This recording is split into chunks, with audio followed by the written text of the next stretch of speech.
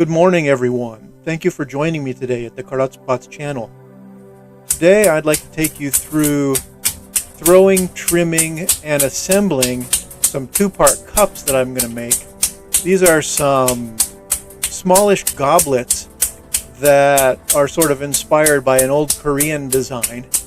And, well, let's just see where it goes.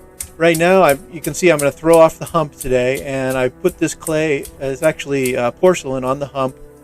And rather than starting by centering, I slap centered it, and now I'm starting to just center just the top of that, because when you're throwing off the hump, you don't need to center everything at once. Doing just the top and the piece that you're going to be throwing is enough.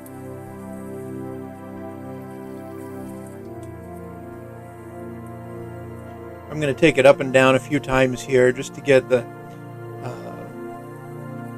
that centered and to get any odd sort of lumps. I've noticed that when I'm throwing with porcelain, the porcelain tends to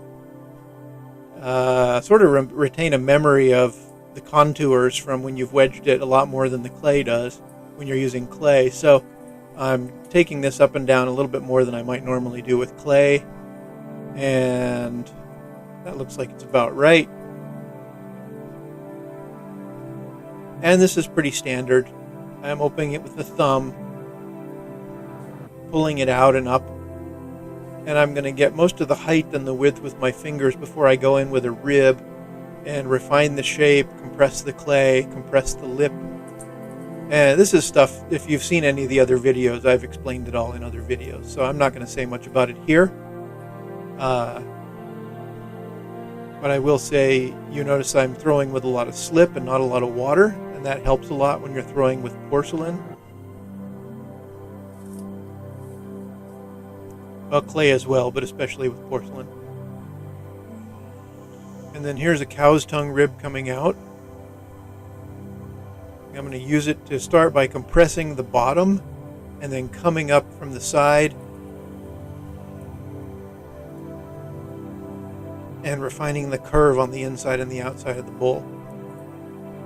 And I come in it with two different directions. I start by gripping the tool one way, and then I've switched to this overhand grip. I'm bringing it up, and then the last bit there, I'm pushing the tool against the finger to create a compressed rim. And if you can do that with the tool, then you don't need to go with the deer skin later, and it saves some time. And it's a little wobbly here, but that actually tends to work itself out in the drying and trimming later. We've skipped ahead to trimming. And what I'm doing here is I'm not going to trim a foot on these. I'm just trimming them to have a round curve across the bottom, because I'm going to be assembling these with a base. I just want something that's going to fit onto the base evenly. And that's one reason I'm using a loop tool here. The loop tools are better for trimming off more material. And if you've watched any of my other videos, you know this is already more trimming than I usually do when I'm trimming feet. But my main concern here is just to get a nice curve across the bottom, and because that piece was cut off with a little bit of extra clay on the bottom to keep it stable when I took it off the hump, I want to reduce some of the thickness of the very bottom of that pot.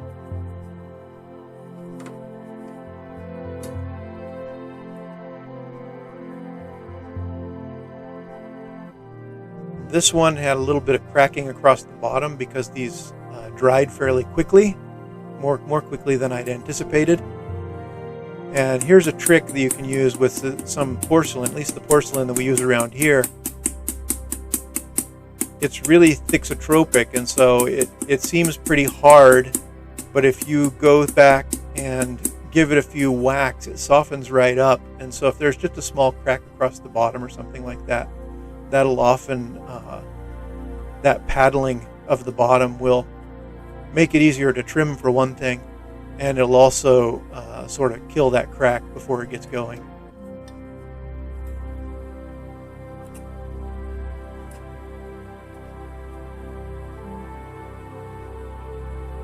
And you can see up here on the shelf beside me, I only showed myself throwing one cup there, but those other things up there on the shelf, those are what will become the base pieces. And here we're skipping ahead, and I'm starting to trim those base pieces. And I'm starting by taking out most of the weight of that clay that I left on when I cut the cups. I leave the bottom on because it makes it much easier to lift off the wheel when they've been thrown, and then I just trim it out later. And because the bottom of the cups are curved, I'm using a curved tool to trim this base so it'll have an angle and a contour that matches the pot that it's going to be attached to.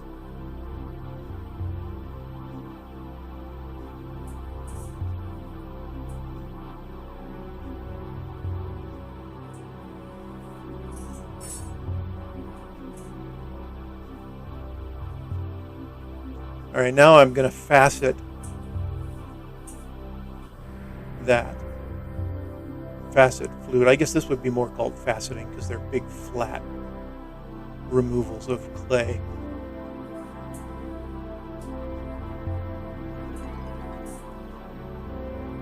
In order to do it freehand, I don't mark ahead of time. I'm doing 8 cuts, and I go do the 4 sides, and once you've got the 4 sides evenly done, you just go between and cut the remaining 4 sides, and they all come out pretty evenly.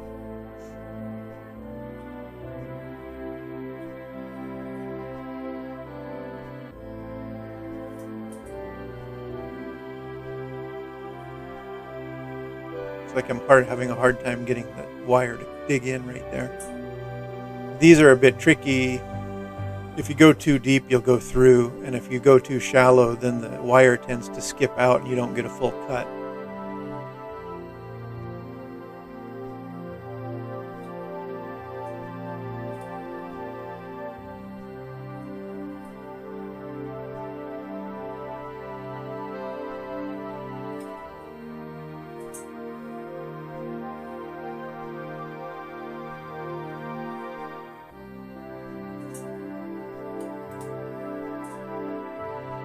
Alright, the base is done. So now I'm going to center the top of the goblet on the wheel. And I'm being real careful with the rims still. I mean, they're fairly firm, but I'm not going to tap these. I'm kind of scooching them over carefully because I'm afraid if I just tap centered those that the rims would chip off on me.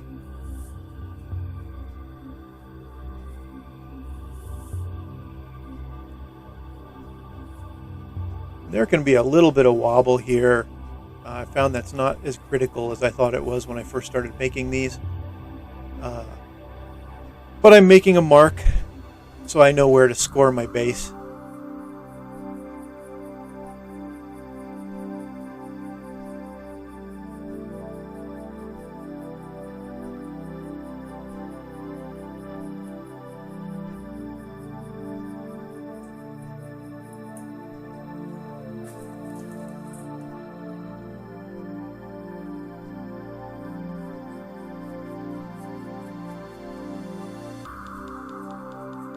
Making sure to score both sides pretty roughly with this particular body. It just kind of needs it.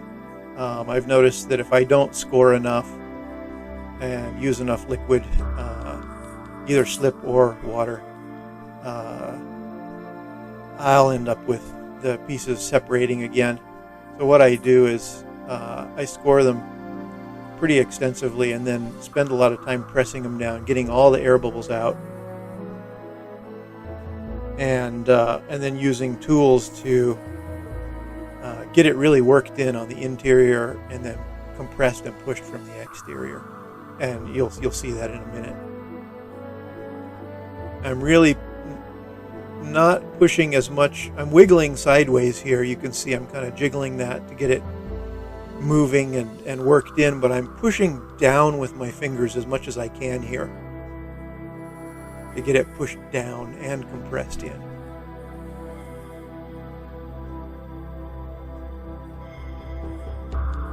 And you can feel as you work it, it starts to tighten up and move less and less. And now I'm taking the base of this tool and I'm just pressing in that seam. I'm working it in on the inside, and once that's done, then I can go in with on the outside and compress the outside. And these have all, I'm showing them here now, but this was a couple days ago. They've all had a chance to dry, and I can tell you now that none of them came apart, which was nice. And they even dried a little bit more quickly than I'd anticipated. But they came through this pretty well. I think I had a little bit of cracking in one of them, but it wasn't at the connection. It was basically cracking a little bit lower down because the top was outside the plastic as it was drying, and the top dried much more quickly than the base, and it caused a little cracking. But just that one piece, so I was pretty happy about that. I wet my finger and go in, and I went in with the tool, and so what I'm doing now is just going down and removing any of the bumps and tool marks that were left, and continuing to compress that down, compress that joint together. And there it is. And now I'll go ahead and set these aside upside down, just in that orientation that you saw it in, and cover them with plastic and let them dry over a period of several days. Hit a rock here. I'll show this to you in a minute. Oh, and you're going to see I've discovered the pan and zoom mode on my editing software. So for better or for worse, you're going to get to see that.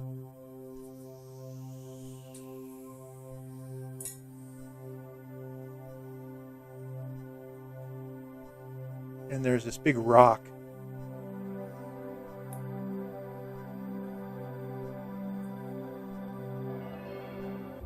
And that's actually just a piece of the porcelain stone that was left over after the stamping of the stone and the levigation to create the body. There's a lot of sand and stuff left over that's very fine, and I always put some of that back into the body to make it more workable and give it a better texture when it's trimmed. But there are a few of the larger pieces in there that creep in and sneak in, and they come back to haunt me sometimes. But more often than not, I think that they make a more interesting piece rather than taking away from it. So sometimes I leave them in, and sometimes the scars that are left over I like to leave in because it adds a bit of character.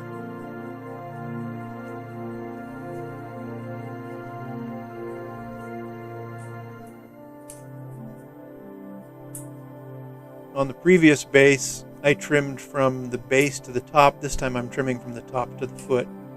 So you can go either direction, whatever you prefer. Sorry, you just got a big view of my arm and hand here, but I have ordered a camera mount for my shoulder, so hopefully in another couple weeks I'll be able to show you some footage close up of the piece without you having to see my various body parts in the shot.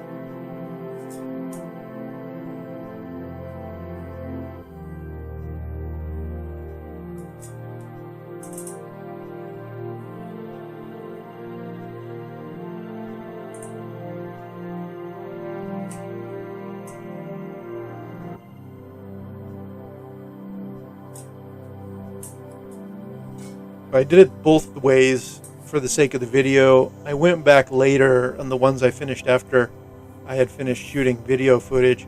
I found that I preferred to actually cut from the foot to the neck rather than from the neck to the foot. So you can try it, see what works for you. For me, I just preferred to start the cut at the foot because it gave me more control over the profile of the foot.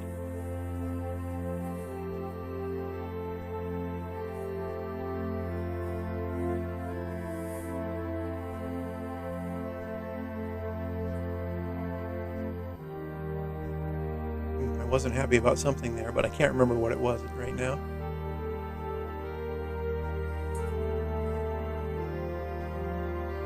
Oh, I think it was a bit off round.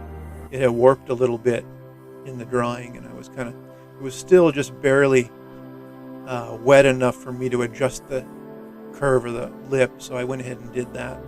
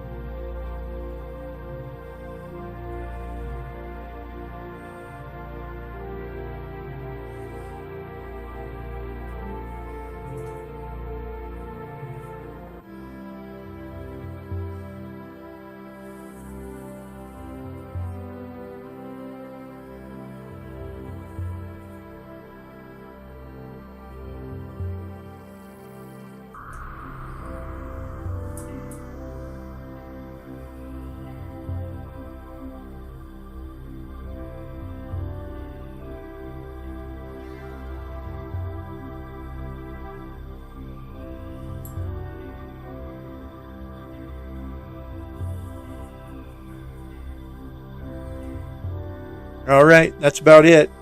Have a great day, everyone.